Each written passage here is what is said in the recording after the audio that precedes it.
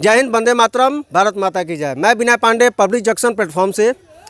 आजकल देश में चुनाव को 2024 के चुनाव के मुद्दे को लेकर के काफ़ी ज़्यादा हड़कंप मचा हुआ है। जहां देखा जाए वहां यही कहा जा रहा है कि कभी कोई कह रहा है कि मोदी आएंगे, कोई कह रहा है कि महागठबंधन आएगा। तो आज मेरे दो भाई मेरे साथ अभी जुड़े हुए हैं, इनसे बात करेंगे कि आखिर 2024 में क्या होने वाला है और क्यों, अगर मोदी आएंगे तो क्यों आएंगे, और महागठबंधन की सरकार अगर बनती है तो उसमें प्रधानमंत्री की योग्यता के लिए कौन आगे आएगा, कौन उसके लायक होगा, और अगर नहीं बनती है तो क्यों नहीं बनेगी। तो आइए हम मिलवाते हैं अपने दोनों भाइयों का नाम क्या हुआ? अटल भारती। आप क्या कहना चाहते हैं कि 2024 में किसकी सरकार बनेगी? हर हाल में भारतीय जनता पार्टी नरेंद्र मोदी की सरकार बनेगी। आखिर क्यों? 9 साल में उन्होंने क्या करके दिखाया है? जब से मैंने वोट देने का मेरा अधिकार हुआ तब से जब से मैं प्रधानमंत्री को देख रहा हूँ, मेरे समझ से आदरणीय नरेंद्र मोदी के जैसा कोई भी व्यक्तित्व वाला प्रधानमंत्री नहीं मिला इस देश को। चलिए ठीक है, तो एक बार बताइए, जैसे कि आपने बताया कि जब से आप वोट कर रहे हैं तब से आपको लगा कि मोदी जी बहुत अच्छा कार्य कर रहे हैं। तो ऐसा तो नहीं है कि वोट देने से पहले जब आप बचपन से इतिहास को पढ़े होंगे तो बहुत सारे हमारे जितने भी 1947 के बाद प्रधानमंत्री बने उन सबकी जीवनी को आपने पढ़ा होगा, लेकिन आखिर मोदी ही क्यों?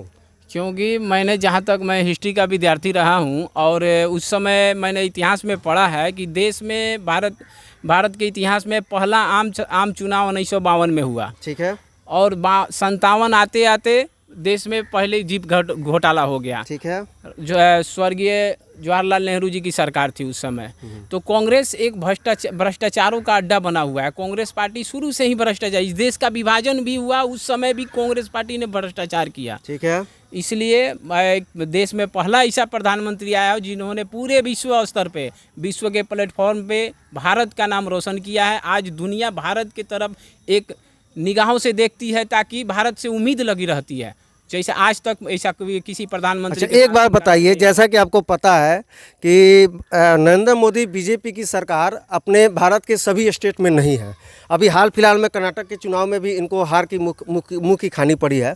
तो मैं आपसे ये जानना चाहता हूँ कि अब क्या है कि कल आपको पता होगा कि पटना में जितने भी इनके विरोधी दल हैं, ममता बनर्जी हो, अखिलेश यादव हो, केजरीवाल हो, वो क्या कहते हैं, ये बहुत सारे मतलब जितने भी हैं वो सारे विरोधी कल पटना में नीतीश कुमार और तेजस्वी यादव के साथ उनके संरक्षण में वहाँ पे इन लोगों का मीटिंग, महागठबंधन का मीटिंग हुआ कि हम वो लोग अब साथ में मिल के लड़ेंगे।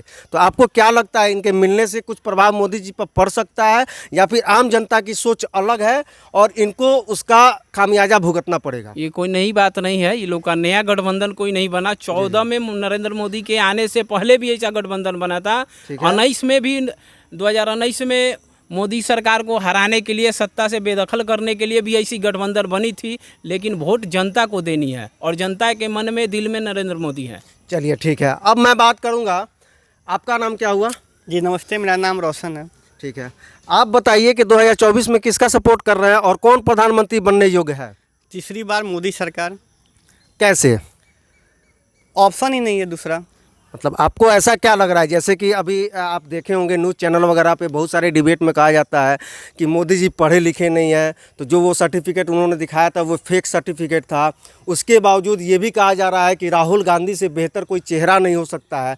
तो आपको क्यों ऐसा लगता है कि एक अनपढ़ को ही प्रधानमंत्री बनाया जाता है, जबकि पढ़े लिखे, बहुत पढ़े लिखे, जैसे बताया जाता है कि राहुल गांधी बहुत पढ़े लिखे हैं? तो इसके बारे में आप क्या? पहली बात कि नरेंद्र मोदी जी की डिग्री फर्जी नहीं है। सूचना का अधिकार सभी नागरिक को प्राप्त है।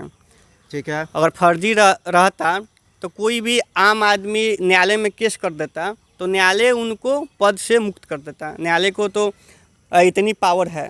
तो पहली बात कि मोदी जी की डिग्री फर्जी नहीं है, फर्जी कहने वाले लोग ही सबसे ज़्यादा फर्जी हैं। चलिए, अब एक बात आप हमको बताइए कि जैसा कि आप लोग न्यूज़ में देखते होंगे या फिर सोशल मीडिया, तो आजकल तो सोशल मीडिया का ज़माना है, इसमें आप लोग देखते होंगे कि सारे जो भी विपक्षी दल के नेता हैं वो ये कह रहे हैं कि 2014 के बाद ही हिंदू मुस्लिम जो है वो ज़्यादातर शुरुआत हुआ है, क्योंकि मोदी जी हिंदू मुस्लिम पे ही राजनीति करते हैं और उसी के कारण वो जीत हासिल करते हैं। तो इसके बारे में पहले हम पूछना चाहते हैं, देश के सारी विपक्षी पार्टियां बताएंगे।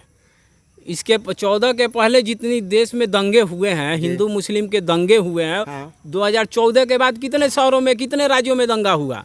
ठीक है तुष्टीकरण की राजनीति कांग्रेस शुरू से करती आ रही है, इसमें कोई नई बात नहीं है। जी भाजपा कभी भी, आज उस भाजपा का नारा क्या है? सबका साथ, सबका विकास, सबका सम्मान। आज तक 70 साल 72 साल के इतिहास में कांग्रेस पार्टी के शासनकाल में ऐसा नारा क्यों नहीं मिला?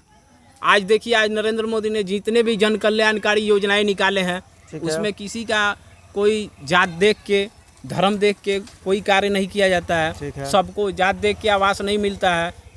अच्छा, एक बार बताइए कि सब कुछ मिल रहा है, पहले से भी मिला हुआ था, लेकिन मेरा ये कहने का मतलब है कि मोदी जी के आने के बाद ही हिंदू मुस्लिम शुरू हुआ है, ऐसा जिस तरह से बताया जाता है न्यूज़ चैनलों पे। तो मैं ये चीज़ जानना चाहता हूँ कि क्यों केवल मोदी के आने से ही ऐसा हुआ है या फिर पहले भी कुछ ऐसा होता था? मैं बता रहा हूँ कि जिसको भी ये भ्रम है वो कृपया करके इतिहास पढ़े। आज देखिए, बिहार के शिक्षा मंत्री, बिहार के सरकार के उप मुख्यमंत्री 9वीं फेल है और वो प्रधानमंत्री के डिग्री पे उंगली उठाता है। जो खुद 9वीं फेल है वो बिहार को चला रहा है। हमारे मोदी जी तो में क्वालिटी है, उनमें क्वांटिटी है, तब ना आज 9 साल 2 बार सत्ता में देश की जनता ने बैठाया।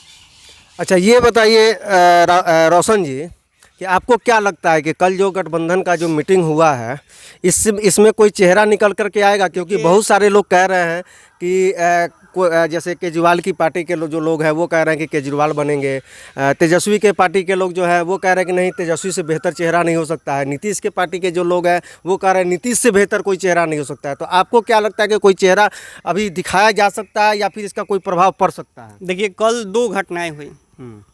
एक, मोदी जी जो अमेरिका में गए, अमेरिका के संसद में उनका भाषण हुआ, सभी लोगों ने सुना और कैसे भारत माता का जो मस्तक है उन्होंने ऊंचा करने का काम किया।